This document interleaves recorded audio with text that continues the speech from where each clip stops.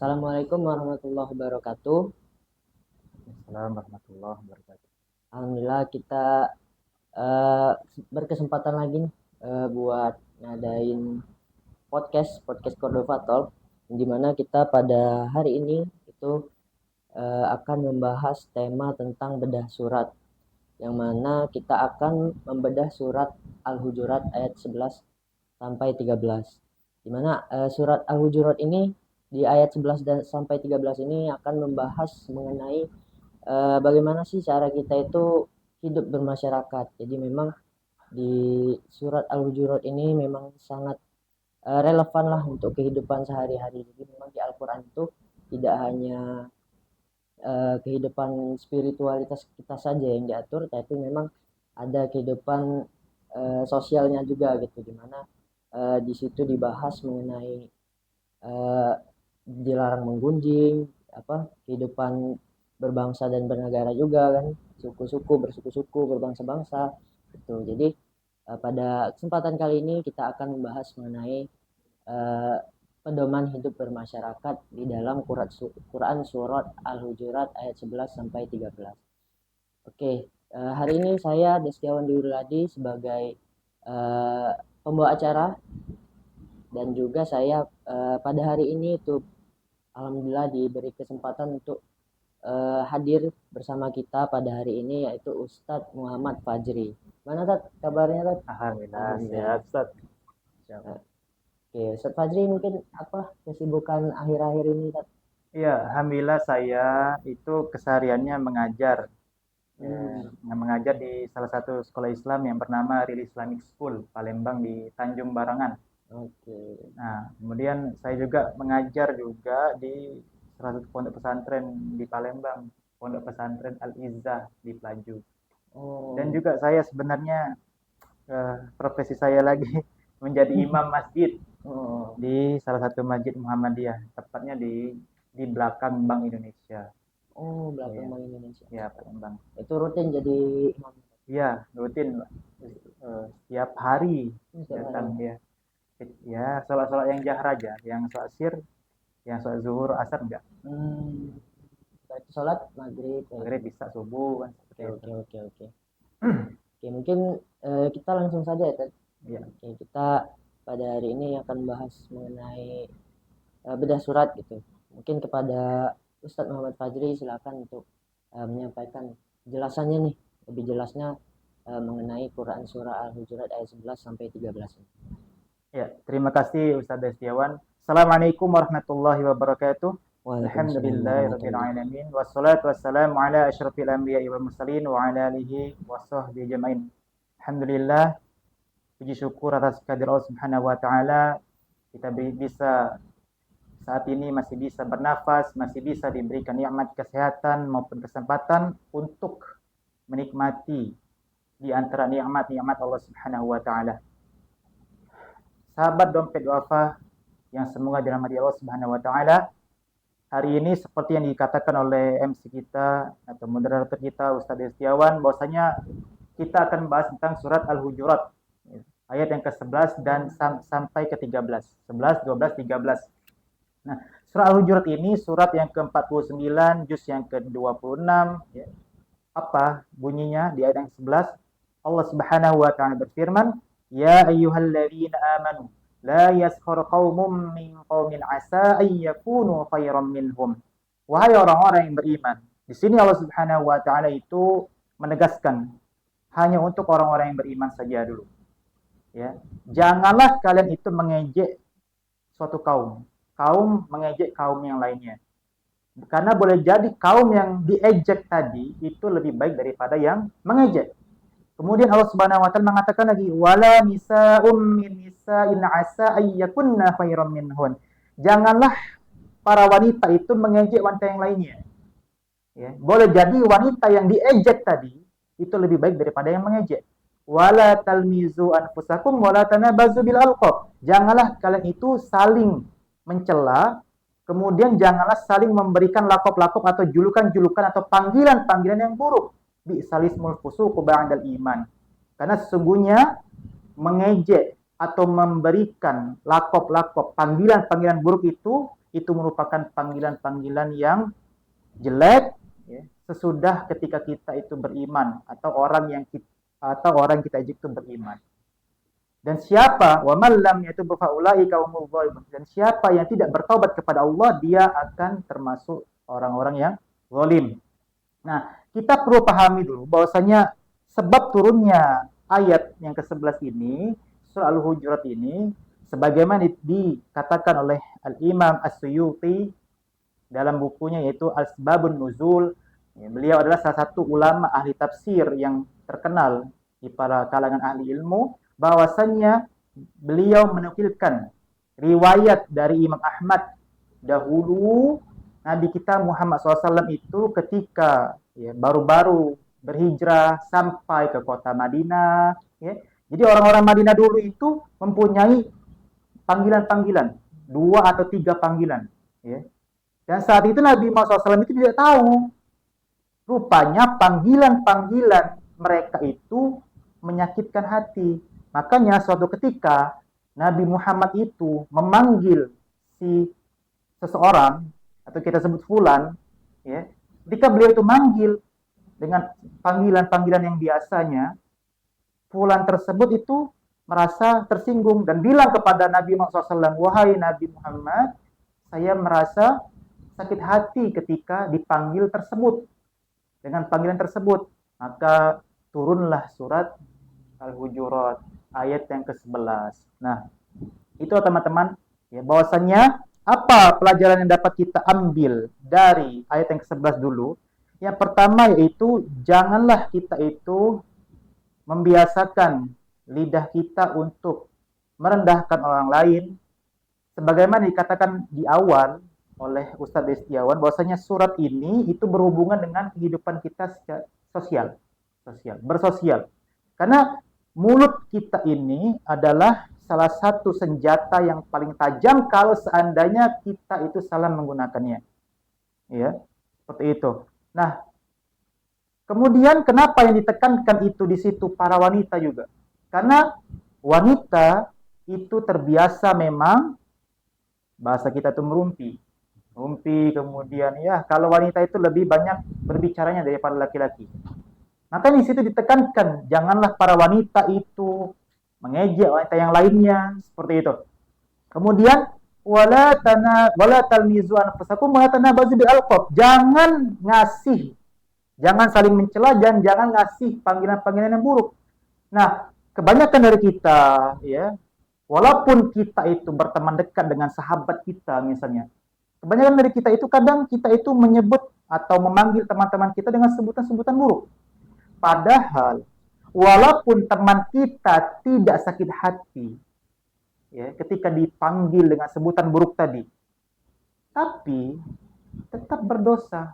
Kenapa? Karena Allah Subhanahu wa taala melarang itu dengan sebutan-sebutan yang buruk, walaupun sahabat dekat kita tidak sakit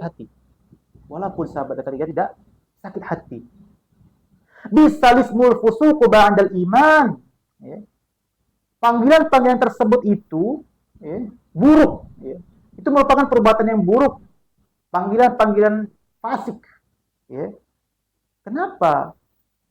Makanya kata Al-Imam Al-Qurtubi ketika menafsirkan ayat ini, terutama yang berbunyi bi'salismul fusuqu ba'dal iman, apa kata beliau? Al-Imam Qurtubi mengatakan Allah itu memuliakan orang yang beriman. Jadi Allah itu memuliakan orang yang beriman. Nah, kita jangan sampai merendahkan orang tadi. Allah saja memuliakan orang yang beriman. Lah, kok kita sampai merendahkan orang yang beriman? Atau mengejek orang yang beriman, atau menghina, itu tidak boleh. Nah, itulah kenapa dilarang oleh Allah Subhanahu wa taala. Wa man lam yatub fa ulaika humul zalimun. Dan siapa yang tidak bertaubat kepada Allah, maka dia termasuk orang zalim. Nah, itulah pentingnya kita itu ya, hati-hati dalam berbicara. Ya. Nah, itu. Kemudian apa hubungannya ya, dengan ayat yang ke-12? Maka kita baca ayat yang ke-12. Ya ayyuhalladzina amanu ijtanibu katsiran minadh-dhann.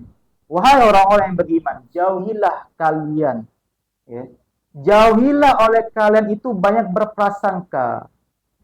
Kenapa? Inna ba'da dhanni ithmun. Karena sebagian prasangka tadi itu dosa, kebanyakan dosa. Ya, kebanyakan dosa. Wala tajassasu, dan janganlah kalian itu mencari-cari kesalahan orang lain. Wala yaltab ba'dukum ba'dha, dan jangan kalian itu saling menggibah. Ya. Ayuhibbu ahadukum ayyakula lahma akhihi maitan faqitumu? Apakah kamu itu senang, menyukai kalau kamu itu memakan bangkai teman kalian sendiri atau saudara kalian sendiri? Fakarihtumu, tentu kalian akan jijik, tidak suka. Ya. Ya. Maka dari itu, apa hubungan? Sebentar, kita bahas dulu asbabun nuzulnya. Asbabun nuzul dari surah Al-Hujurat ayat yang ke-12. Nah, ini disebutkan ya, dalam masih di pendapatnya Al-Imam As-Suyuti ya, dalam kitabnya Asbabun Nuzul, bahwasannya dulu ada sahabat yang bernama Salman Al-Farisi. Salman Al-Farisi insya Allah semuanya tahu. Karena Salman Al-Farisi ini salah satu sahabat yang populer, yang dari Persia datang mencari ilmu, datang menemui Nabi SAW dari Persia jauh-jauh. Ya. Persia ke Mekah. Ya. Jauh dari negeri Iran sana. Sekarang Iran namanya. Nah, dulu Salman Al-Farisi ya, ketika itu beliau itu makan, setelah makan tidur, kemudian mendengkur. Bahasa kita tuh ngorok, mendengkur itu ya. Nah, kemudian ada nih orang yang datang melihat Salman Al-Farisi. Kita sebut saja Fulan. Fulan melihat Salman Al-Farisi sedang tidurnya mendengkur, ngorok. Kemudian si Fulan ini menceritakanlah kepada yang lainnya. Diceritakan bahwasanya Salman itu tidurnya ngorok seperti inilah. Nah, itu diceritakan. Turunlah ayat surah Al-Hujurat ayat yang ke-12 ya. Itulah. Nah, itulah sebab turunnya surah Al-Hujurat ayat yang ke-12. Nah, kita akan bahas yang pertama yaitu ya, jauhilah banyak prasangka. Karena apa? Kita disuruh menjauhi banyak prasangka karena belum tentu benar. Ya. Belum tentu benar. Kecuali kalau sudah mengarah kepada hal tersebut. Misal kita melihat nih, malam-malam ada tetangga kita yang bawa cewek ke dalam rumahnya. Nah, kalau sudah seperti itu, ya, prasangka-prasangka seperti itu, boleh diperbolehkan. Itu namanya suuzon yang diperbolehkan. Karena apa? Karena memang dia ini bukan saudara dia. Kok bawa cewek tiba-tiba kan seperti itu. Nah, itu diperbolehkan. Tapi kalau prasangka-prasangka yang belum tentu benar, yang maksudnya yang masih ragu-ragu, masih 50% ke bawah, maka itu diperbolehkan. Kenapa? Karena bisa jadi benar, bisa jadi salah. Kalau seandainya kita salah dalam berprasangka, maka kita dapat dosa. Kita sudah suuzon kepada orang tersebut. Seperti itu. Ditambah lagi di ayat yang selanjutnya mengatakan wala tajassasu. Janganlah kalian itu mencari aib orang lain, mencari kesalahan-kesalahan orang lain. Diceritakan pula di situ. Digibahi pula di ayat yang berikutnya, digibahin pula. Seperti kisahnya Salman Al-Farisi ketika beliau itu lagi tidur, mendengkur, ada orang yang melihat, diceritakan sama orang lain. Tidak perlu teman-teman sekalian yang semoga dirahmati Allah Subhanahu wa taala. Sahabat dompet duafa. Nah, semoga kita itu dihindarkan dari terbiasa untuk menceritakan aib-aib seorang saudara kita, terutama yang seiman, ya. Kecuali nanti ada pengecualian kalau dibutuhkan. Seperti misalnya tadi ditanya Pak RT, datang Pak RT, Fulan, apakah kamu tadi melihat Fulanu tadi berdua-duaan dengan cewek? Ya, masuk ke kamarnya, ya kita otomatis membongkar aibnya. Untuk apa? Untuk kemaslahatan, untuk kepentingan bersama. Jangan sampai terjadi dosa di situ. Nah, itu diperbolehkan. Atau kita bersaksi di hadapan hakim. Ya, saya bersaksi Pak Hakim bahwasanya dia ini telah mencuri misalnya. Itu boleh diperbolehkan. Makanya ada pengecualiannya nanti. Ya, pengecualiannya terutama kata Imam Nawawi ada 7 pengecualiannya. Ya, seperti itu. Nah, hal-hal tapi secara umum mencari ayat-ayat seseorang itu ya, itu tidak diperbolehkan kalau tidak ada kepentingan ya, untuk kemaslahatan umat terutama. Nah, kemudian sahabat dompet duafa yang semoga dirahmati oleh Allah Subhanahu wa taala ya, janganlah kita mencari aib orang lain. Tutuplah aib orang lain sebagaimana kita menutup aib kita sendiri. Ya. Makanya di ayat yang saja mengatakan, ayuhibbu ahadukum ayyakula lahma akhihi maitan fakarihtumu. Apakah kamu suka kalau seandainya kamu itu memakan bangkai saudara kamu sendiri? Ya, kita seperti makan bangkai. Ya. Pasti kita jijik. Ya, pasti kita jijik. Nah, makanya di akhir ayat Allah Subhanahu wa taala mengatakan innallaha tawwabur rahim. Sungguhnya Allah itu ya, Maha penerima taubat dan Maha penyayang. Nah, kemudian kita masuk nih ke ayat yang ke-13 ya. Ya ayyuhan nas inna khalaqnakum min dzakarin aw untha waj'alnakum syu'uban wa qabaila lita'arafu. Inna akramakum indallahi atqakum. Nah, ini adalah Allah Subhanahu wa taala itu menceritakan nih. Ini secara umum, bukan lagi untuk orang yang beriman. Wahai manusia, inna khalaqnakum. Sesungguhnya kami itu menciptakan kalian min dzakarin aw untha, dari laki-laki ataupun perempuan untuk apa? Untuk lita'arafu, untuk saling mengenal. Saling mengenal. Ya. Kita diciptakan bersuku-suku, berbangsa, kemudian berbeda ras, bahasa dan lain sebagainya, itu tujuannya untuk saling mengenal. Inna akramakum indallahi atqakum. Sungguhnya yang paling bertakwa di antara kalian itu adalah yang paling mulia adalah yang paling bertakwa. Ya.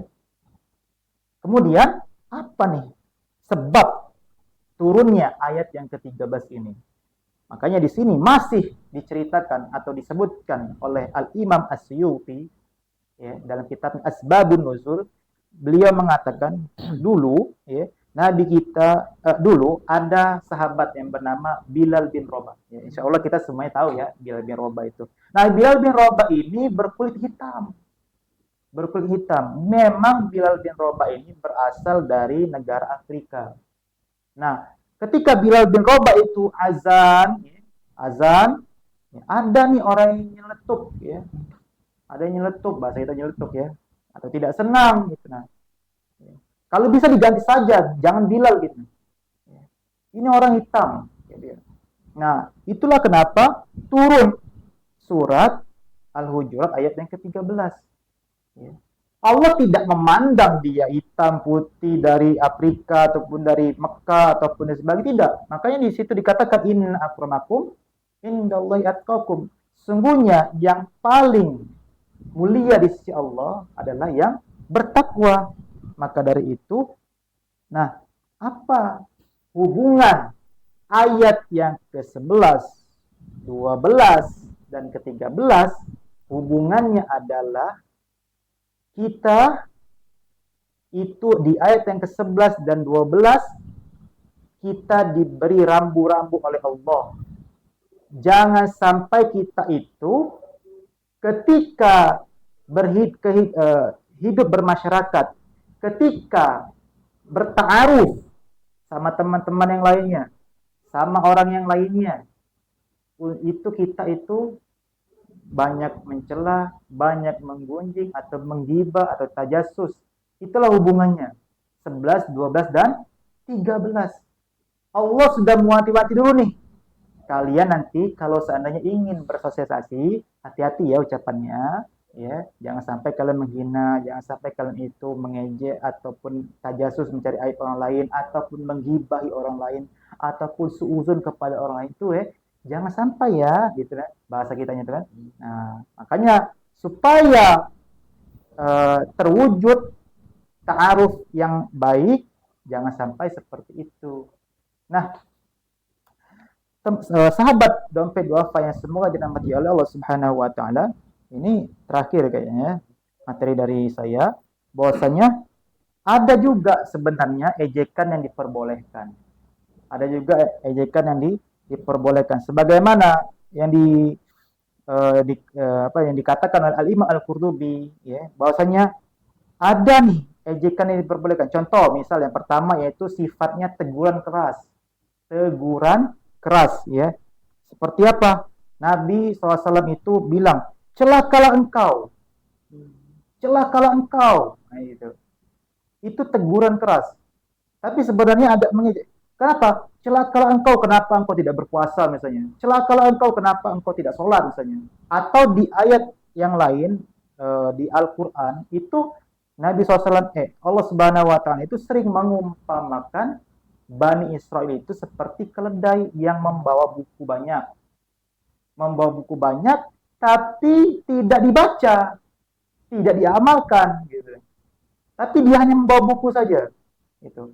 Kama thalil himar liyahmil asfaro. Ya, seperti itu di surah Al-Jumu'ah. Atau di ayat yang lain Allah mengatakan menyindir Bani Israel saat itu, atamurun nasa bil birri wa tansawna anfusakum wa antum tatluna kitab. Kata Allah, kamu itu nyuruh baik, perbuatan baik, nyuruh orang untuk berbuat baik, nyuruh orang untuk beramal soleh, tapi kamu sendiri tidak melakukannya. Ya, kamu melupakan diri kalian sendiri. Nah, seperti itu. Nah, itu adalah sindiran-sindiran Allah. Tapi sindiran-sindiran tersebut itu tidak menyindir secara fisik. Ya, misalnya kamu hitam lah, kamu seperti monyet lah, tidak. Ya, sindiran-sindiran itu merupakan tidak seperti itu. Itu adalah yang diperbolehkan. Ada juga sindiran-sindiran yang untuk membungkam kebatilan atau memperbaiki kesalahan orang.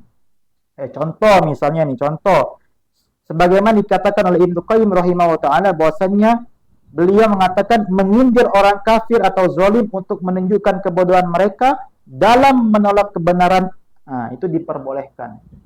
Misal tadi seperti Bani Israel tadi, ya, seperti keledai yang membawa buku tapi tidak paham isi buku tersebut. Nah, itu menyindir, itu boleh. Nah, atau ya, Allah menyindir di dalam Al-Qur'an, coba kamu datangkan, ya. Ini sebagaimana saya sebutkan di soal Al-Alaq, ya, bahwasanya ketika di soal Al-Alaq itu kan fal yad'u nadiya, panggil golongan-golongan, panggil yang terkuat dari golongan-golongan, panggil. Ini Allah sindir, ya. Sana do'uz zabaniyah, kamu panggil golonganmu yang terkuat, ketua kamu yang terkuat, atau pemimpin kamu lah, terserah. Tapi kata Allah, kami akan memanggil zabaniyah di akhir nanti. Siapa yang menang? Nah, itu merupakan sebenarnya sindiran, tapi maknanya ejekan. Tapi untuk apa? Untuk membungkam kebatilan. Ya. Ada juga dalam Al-Quran disebutkan bahwasanya, ya silakan, berdoalah kamu kepada berhala-berhala ini, wahai orang Quraisy, berdoalah. Ada juga sindiran dari Nabi SAW. Apa yang terkenal yaitu, idza lam tastahi fasna' ma syi'ta. Jika kamu tidak malu, jika kamu tidak punya malu lagi, silahkan lakukanlah semau kamu. Ini merupakan sindiran juga. Tapi Nabi SAW itu tidak pernah menyindir kulit, fisik, tidak mengejek, tidak ngatak. Tapi beda dengan kita, kadang nyindir orang dengan kamu ini kayak anjing, ya, misalnya, atau apa ya, sebutan-sebutan yang buruk lah, intinya seperti itu. Tidak boleh kan, seperti itu. Nah, ada juga yang panggilan-panggilan yang mubah hukumnya. Contohnya apa? Misal dia memang dia punya usaha ayam, ayamnya laris. Ya, kita manggil dia, woi selamat datang Raja Ayam. Itu kan panggilan yang tidak berupa apa ejekan dan memang benar dia itu usaha ayam gitu. Nah, oh Raja Ayam datang sini kumpul Raja Ayam gitu kan. Atau dia itu punya usaha karet. Tokeh karet sini. Nah, itu tidak masalah, itu hukumnya mubah ya selagi tidak ada keburukan nih seperti itu. Nah, mungkin itu saja yang dapat saya sampaikan ya, materi untuk Al-Hujurat ayat 11, 12 dan 13. Oke, Masya Allah baik.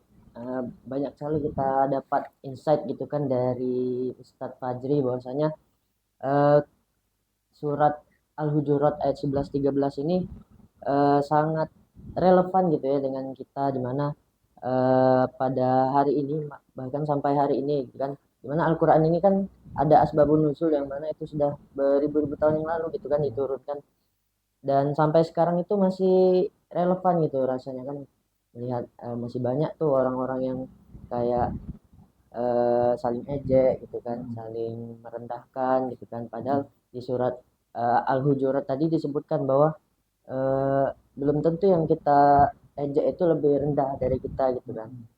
Nah, eh ada sedikit pertanyaan Ustaz. Ya Jadi boleh. memang kan sampai sekarang gitu kan saling ejek gitu kan masih ada.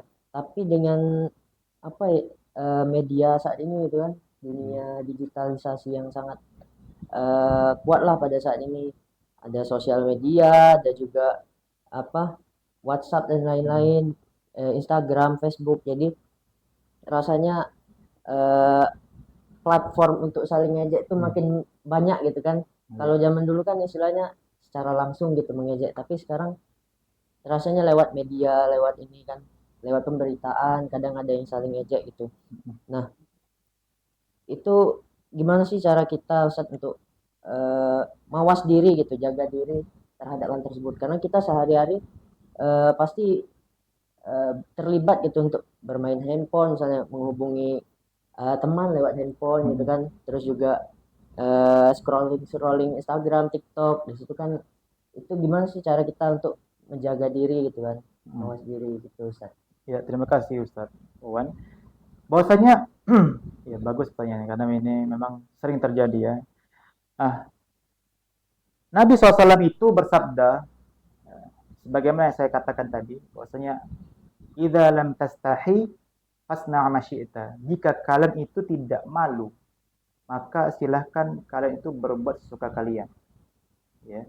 Makanya Al-Imam An-Nawawi rahimahullah taala ketika menafsirkan hadis ini, beliau mengatakan malu itu ada dua. Yang pertama itu malu yang terpuji dan yang kedua malu yang tercela. Malu yang terpuji adalah ketika kita itu malu untuk berbuat dosa. Itu malu yang terpuji. Tidak maulah aku berbuat dosa, aku ngejek orang. Dia ingat bahwasanya Allah Subhanahu wa taala itu melihat kita. Itu malu yang terpuji. Dia tidak jadi melakukan perbuatan tersebut. Adapun malu yang tercela adalah malu di mana kita itu tidak mau beribadah kepada Allah. Kita mau sholat ke masjid misalnya ya. Nantilah sholat ke masjid nanti aku nanti dikatain soalim. Mau baca Quran. Nantilah malu aku nanti aku dikatain so hebat pula. Suara azannya merdu misalnya. Aku tidak mau lah. Aku azan merdu-merdu nanti aku takut dikatain riya misalnya. Itu tidak boleh. Itu malu yang tercela. Malu dalam hal ibadah. Padahal ibadah itu ya, diawali dengan niat. Kalau memang niat kita untuk Allah, ya sudah selesai, jalankan. Ya, seperti itu. Tidak perlu kalau seandainya kita tuh nunggu dari orang lain misalnya, aku takut. Tidak usah pikirkan orang lain. Karena ibadah itu urusan kita dengan Allah. Ya, seperti itu. Nah, kembali lagi kepada hadis yang tadi. Untuk supaya kita itu menjaga diri kita dari untuk tidak berkata-kata yang kotor atau berkata yang kasar ataupun yang lain sebagainya yang buruk lah intinya ya. Bahwasanya kita harus punya malu. Maka itu teman-teman ya, sahabat dompet duafa yang semoga dirahmati Allah Subhanahu wa taala ya. Hidup ini seperti kita masuk Indomaret. Ya. atau minimarket lah, nggak usah sebut merek. Minimarket. Kita mau ngambil apapun silakan, mau ngambil ciki, mau ngambil silver queen, mau ngambil popok bayi, apapun silakan. Tapi ingat, sebelum kita itu keluar dari minimarket tersebut, kita pasti melewati kasir. Dan di kasir itulah kita akan membayar semua yang kita bawa tadi. Dan seperti itu juga kita di dunia ini. Mau ngapain silahkan, mau beribadah silahkan, mau berbuat dosa apapun silahkan. Tapi ingat, di akhirat nanti kita akan dibayar semuanya atas apa yang telah kita lakukan di dunia ini. Maka dari itu, sahabat dompet duafa yang semoga dirahmati Allah Subhanahu wa taala, jadikanlah malu itu sebagai tameng, ya, untuk tidak bermudah-mudahan berbuat dosa, terlebih untuk menzolimi orang lain. Ya. Sahabat dompet duafa, kalau kita itu mempunyai dosa sama orang lain, ya, tidak cukup kita itu untuk sekedar minta maaf. Tidak cukup. Kita butuh maaf dia. Butuh. Bayangkan, seandainya nih. Bayangkan pemirsa di rumah. Ya. Seandainya saya menzinahi anak bapak ibu sekalian. Apakah saya cukup minta maaf ya, saya sudah menzinahi anak bapak ibu? Apakah bapak dan ibu itu dengan mudah memaafkan? Tentu tidak. Tidak semudah itu. Jemaah, sahabat dompet doa. Tidak semudah itu. Ya. Makanya dalam Islam itu kita perlu meminta maaf dan butuh maafnya. Ya. Agar dosa-dosa kita itu diampunkan oleh Allah Subhanahu wa taala. Maka kita cek dengan tetangga kita. Ya. Karena tetangga kita itu adalah orang yang dekat di sebelah rumah kita. Apakah kita itu zalim kepada dia, atau kepada teman kita, atau kepada atasan kita, ya, siapapun, istri kita, anak kita, saudara kandung kita, semuanya akan dipertanggungjawabkan. Makanya ketika kita mengetik media sosial, kemudian dengan kata-kata yang kotor, ya, semuanya akan dipertanggungjawabkan nanti di akhirat. Dibayar semuanya tuntas di akhirat dan akan dibalas dengan tuntas di akhirat. Sangat mengerikan. Ya. Apalagi ada hadis yang panjang, ya. Ini berbunyi singkatnya. Ada orang yang di akhirat nanti membawa pahala puasa, zakatnya, dan ibadah-ibadah yang lainnya. Kemudian dia tiba-tiba bangkrut. Kenapa bangkrut? Ya. Atau disebut muflis. Nabi bertanya kepada sahabat, kalian tahu tidak? Bangkrut dia itu kenapa? Sahabat menjawab, oh dia tidak punya emas, tidak punya perak. Kata Nabi, tidak. Dia tidak bangkrut karena itu. Dia bawa pahala banyak, tapi di samping itu dia itu menzolimi orang lain. Mengejek orang lain. Memukul orang lain. Membunuh orang lain. Pahala yang orang yang terzolimi tadi banyak. Orang yang menzolimi tadi ngasih pahala gratis kepada yang terzolimi. Kalau seandainya pahala dia sudah habis, dosa orang yang terzolimi diambil, pindah ke kita. Itulah mengerikannya kalau kita itu mempunyai dosa sama orang lain. Kalau kita mempunyai dosa sama Allah, misalnya kita tidak sholat 5 waktu, insya Allah Allah ampunkan. Kalau kita langsung bertobat, Allah ampunkan. Ya. Atau kita tidak puasa, misalnya, Allah ampunkan. Tapi kalau dosa dengan orang lain, mencuri, berzina, kemudian berjudi, kemudian nyabung ayam, apalagi misalnya, dan lain sebagainya, menghina, menggibah, tajasus dan lain sebagainya, tidak bisa kita hanya meminta ampun kepada Allah, tapi kita butuh maaf dari orang yang kita zalimi tadi. Itu aja. Ya, insya Allah jawabannya sudah sangat jelas gitu tadi ya dijelaskan bahwasanya memang butuh seorang muslim itu butuh namanya malu ya kan. Tuh, bisa menjaga diri nih misalnya ada kita lihat ada scrolling ini memancing diri kita untuk ngatain gitu tapi Iya. oh janganlah gitu jangan karena betul tadi kata Ustadz bisa jadi orangnya ini misal lihat komen gitu kan kita komen buruk orangnya ini bisa jadi sakit hati gitu dengan apa yang kita komentarin itu dan itu butuh maaf tuh dari dia bisa jadi dia nggak dimaafin dan selalu ingat gitu kan oh pernah nih ada yang ngomen ini nih ke saya waktu itu kan jadi kepikiran ya jadi beban di hati dia dan itu butuh maaf gitu kan dari dia sedangkan kita pun bahkan ketemu pun tidak pernah dengan Iya, orang tersebut betul, kan betul. tapi membekas di hati orang. Nah mungkin Ustadz boleh dikasih kesimpulan untuk eh, Oh iya. materi kita pada hari ini yang mana membahas mengenai pedoman hidup bermasyarakat dari Quran surah Al-Hujurat ayat 11-13 ini. Ya, sahabat dompet apa yang semoga dirahmati oleh Allah Subhanahu wa taala, dari penyampaian saya tadi ayat yang ke-11, 12 dan ke-13 tadi, ya, ya, kita dapat mengambil kesimpulan bahwasanya kita itu hidup dalam bermasyarakat itu ada tata caranya, ada tata keramanya. Ya, dan itu sudah diatur oleh Allah Subhanahu wa taala, bahkan dicontohkan oleh Nabi kita Muhammad SAW. Bagaimana Nabi SAW itu mengatakan man kana yu'minu billahi wal yawmil akhir falyaqul khairan aw liyasmut. Siapa yang beriman kepada Allah dan hari akhir, berkatalah yang baik atau yang diam. Maksud dari berkata yang baik di sini kata Al-Imam An-Nawawi rahimahullah taala, beliau mengatakan bahwasanya berkata yang baik itu adalah berkata yang mempunyai makna, yang bermakna baik, nasihat. Nasihat walaupun pahit ya, walaupun pahit ya, tapi kita memang menyampaikannya dengan tutur kata yang santun, waktunya tepat, tapi orang kita nasihat itu ada sakit hati sama kita, kita tidak berdosa karena kita tidak termasuk dari larangan Allah Subhanahu wa taala. Kita menutur katanya baik, sopan santun. Ya. Waktunya tepat, tidak mengganggu dia dari kesibukan. Itu tidak masalah walaupun menyakiti hati teman kita. Ya, seperti itu nasihat.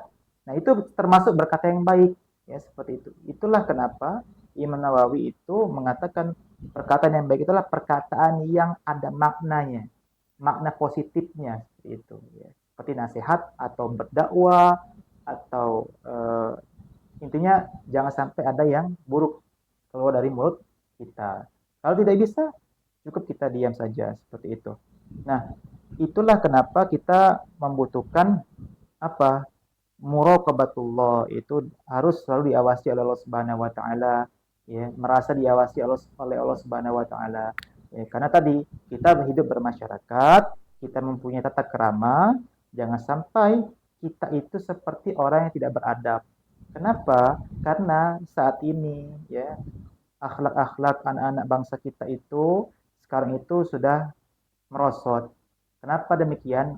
Saya pelaku ya, seorang guru, ya, guru di pesantren maupun di sekolah Islamik, saya merasakan bahwasanya akhlak-akhlak anak-anak kita itu sekarang sudah merosot. Ya, tidak seperti zaman dulu.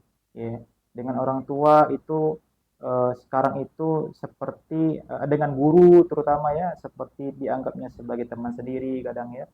Kemudian ada yang juga tidak takut lagi dengan guru. Banyaklah teman-teman atau sahabat dompet doa bisa lihat ya anak-anak kita yang SD, SMP, SMA itu banyak sekali ya, ya kurang ajar terhadap guru ataupun pembulian ya, pembulian ngata-ngatain, bahkan ya main bola pun keluar kata-kata kotor. Itu kan tidak bagus ya. Main bola ya, futsal ataupun bola, kemudian pas main PS bola, main game PS bola keluar kata-kata kotor. Itu menandakan bahwasanya ya apa mulutnya itu masih perlu diperbaiki lagi.